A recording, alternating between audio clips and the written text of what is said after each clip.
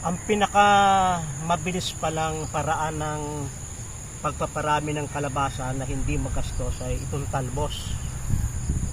Itong talbos ang ating patutubuin. Kagaya ng aking ginawa. Ayun yung tingnan. Kumuha ako ng pumili ng isang talbos. At itong may dahon na ganyan, yung tapatong dahon, sapagkat yun ang umuugat, ibinaon ko dito sa lupa. Kumuha ko ng plastic, nilagyan ko ng lupa at ibinaon ko yung talbos.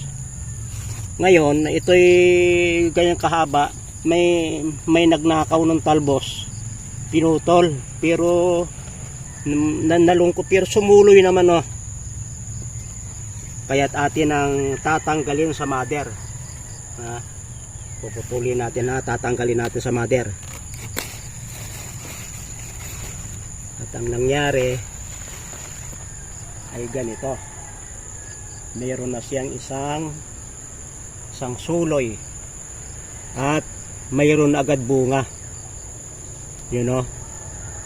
May bunga agad na maliit. Sa makatuwid ay kahit isang kalabasa lang ang inyong itanim, paramihin nyo ng paramihin sa pamagitan ng pagbabaon sa lupa ng talbos. At sa pagitan ng dahon, ito, uugat yan pag nakabaon sa lupa. Kaya, ang ganda, no? Ilang puno kasi yan, ay tingnan natin, ha? Meron pa dito isa.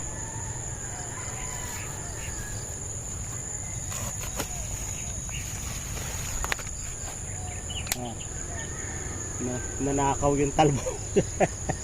Pero may sumuli na bago. May sumuli na bago.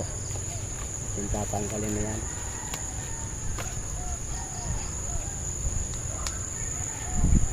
Bago pa lang umuugat. Yan ay tatlo, eh.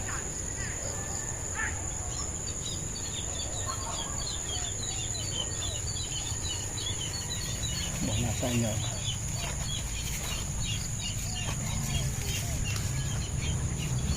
Ito pala.